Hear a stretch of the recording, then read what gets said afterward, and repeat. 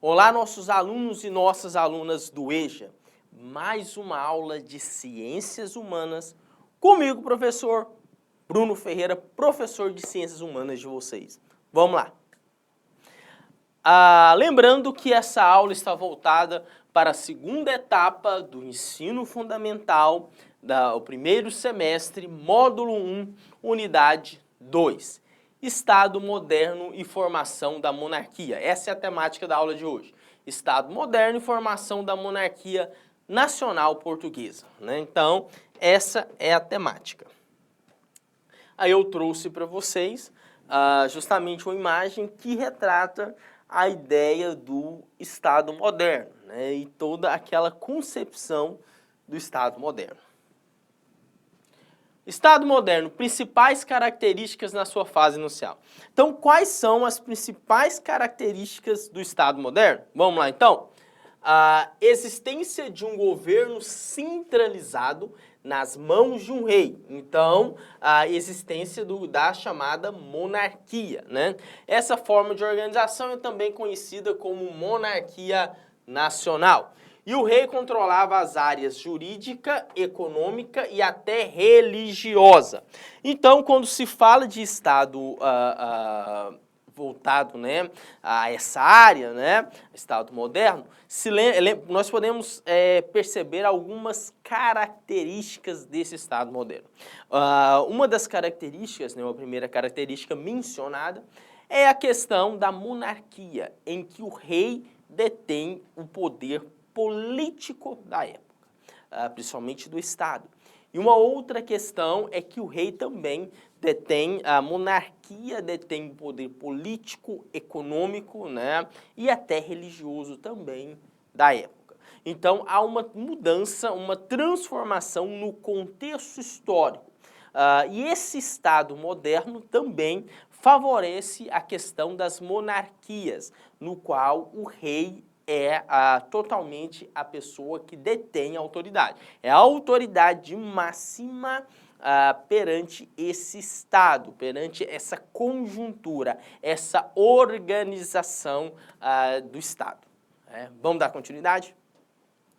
Então, o rei controlava a área jurídica, econômica e religiosa, né? Então, essas três áreas eram controladas pelo país. E defendia também, né, ele que definia, a religião oficial do seu país. Então, a partir do Estado moderno, né, o rei ele tinha a monarquia, né, a monarquia nacional, tinha o poder também de definir a questão da religião, além da economia e da questão jurídica. Outras características. Houve o quê? Uma significativa união política entre a monarquia e a igreja, a existência de privilégios para a nobreza e o clero, e a criação e manutenção de sistema monetário, de moedas unificadas, ou seja, cada nação passa a ter a sua própria moeda. A partir, então, do chamado Estado moderno, há a questão do fortalecimento, né, do rei, no caso também uma parceria entre a nobreza e o clero, né, no caso dessas classes sociais, e também há, né, nesse período a questão das moedas, né, do surgimento das moedas. No caso, cada país detinha da sua própria moeda. E essa moeda, ela era atribuída um determinado valor, né, econômico. Havia então uma certa força, né, econômica por meio dessa moeda, né? Vamos dar continuidade? Então, houve então essa chamada união, né, política, né, entre a questão do rei e o clero, né, entre a questão do rei e a igreja. Então, para que esse Estado moderno se fortalecesse, havia a importância dessa união, justamente dessas classes sociais da época. A união era baseada em troca de favores e interesses, né, entre a nobreza e a burguesia, né? A existência de um exército forte e unificado. que era controlado pelo quem? Pelo rei, pelo poder real, né? Sistema administrativo centralizado. E também, né, além de tudo, o surgimento do nacionalismo, né, com a ideia de nação. Havia, então, naquele período, um exército forte. Esse exército era dominado pelo rei, né, pela monarquia. A monarquia tinha o poder militar da época, então, estrategicamente falando, era importante para a monarquia deter esse poder do exército, deter esse poder militar. Então, a monarquia visava esse poderio militar, né? Porque detendo esse poder, tinha-se o quê? A força, né? A monarquia tinha a força, né? Porque se tinha um exército junto dele, né? Então, por isso que, estrategicamente falando, era importante esse poder militar. Vamos dar continuidade. E também a questão da ideia do chamado nacionalismo, que é o quê? A ideia de nação. Então, essa ideia de nação, ela surgiu nesse período. E a definição e o quê? Fiscalização e proteção sobre as fronteiras. E foi nesse período que surgiu essa ideia de proteger as fronteiras, né? Definir, organizar, fiscalizar as fronteiras, que é justamente essas áreas de divisão entre os países. Surgimento das línguas nacionais e também o sistema tributário, né, era baseado na cobrança de elevada carga tributária sobre os mais pobres, né, que eram os camponeses, pequenos comerciantes e trabalhadores livres. Surgimento da burocracia estatal, né? Então, nós temos três aspectos importantes. A questão da língua, né, que foi definida uma língua para aquele estado. A questão também da burocracia, né, com o surgimento da burocracia por meio dos tributos, né? Então, foi atribuído impostos, tributos, principalmente tributos bem altos para a classe mais pobre e essa mesma classe também, que era a classe trabalhadora.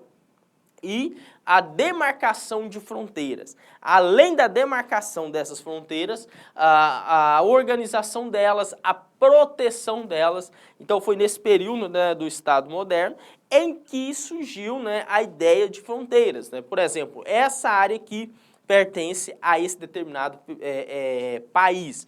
Então, houve uma divisão dessas fronteiras. Essas fronteiras eram protegidas justamente pelos militares, pelo exército da época, e também havia uma preocupação com essa ideia das fronteiras. Então, a partir do Estado moderno, é que surgem essas preocupações com a questão do território, né, dessas relações de poder que tinha naquele período, naquela área, né? Vamos dar continuidade? E então, é nesse momento, né, que ocorre o surgimento da chamada burocracia estatal. O que é isso? Organização do Estado, né, em que há um grande valor, né, uma grande carga tributária, principalmente sobre o mais pobre, né, sobre essa classe mais pobre, sobre os camponeses. Vamos lá agora falar da formação da monarquia nacional portuguesa. Como que foi a formação dessa monarquia, né? Quais são os principais objetivos dessa monarquia? A instalação das monarquias espanhola e portuguesa é usualmente o quê?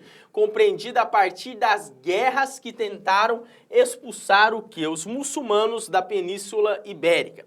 Então, desde o século VIII, os árabes haviam o quê? Dominado boa parte do território ibérico em função da expansão muçulmana, ocorrida no final da Alta Idade Média.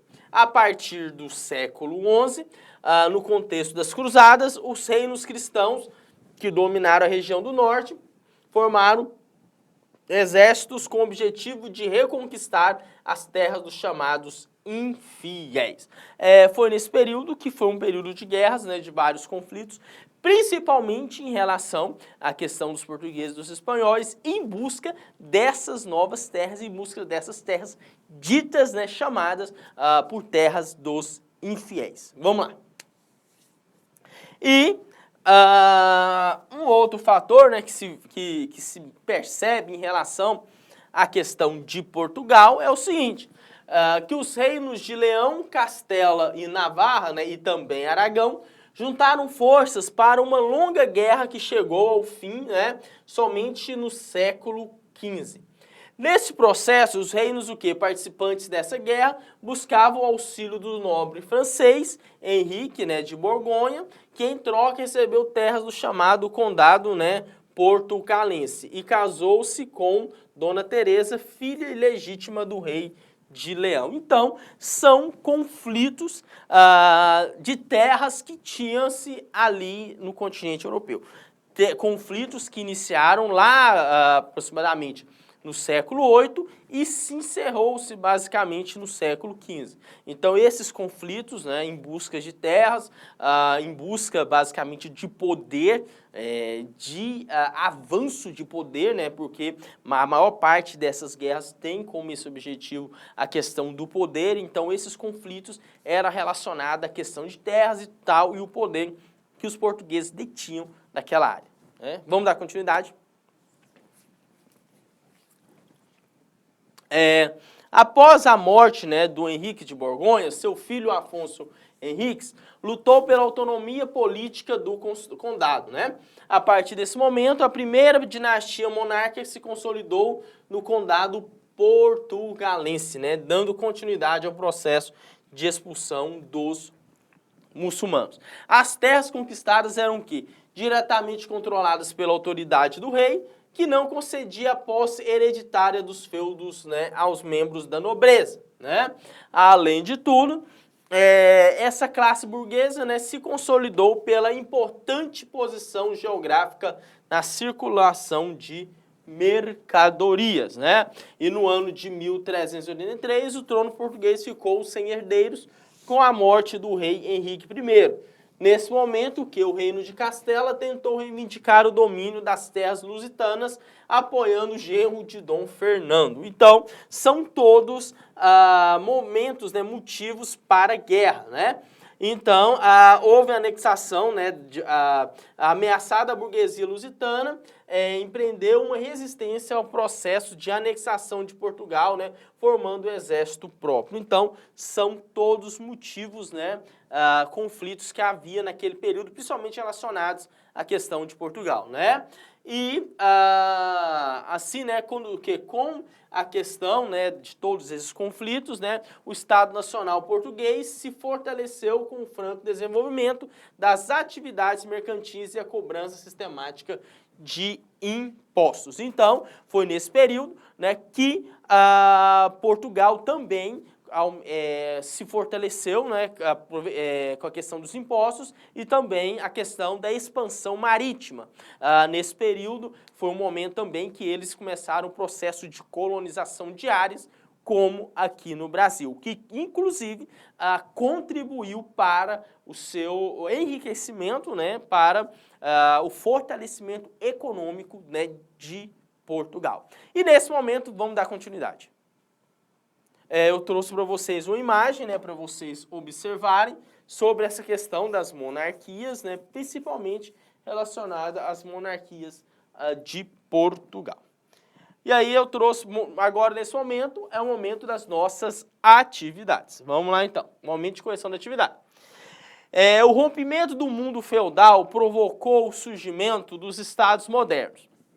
Na Europa Ocidental, nos séculos XV e XVIII, né, assinale a alternativa que descreve corretamente. Então, no caso, é a alternativa verdadeira que descreve o chamado, né, surgimento dos estados modernos. Qual que é a alternativa verdadeira? A alternativa D de dado. Por quê? Vamos lá.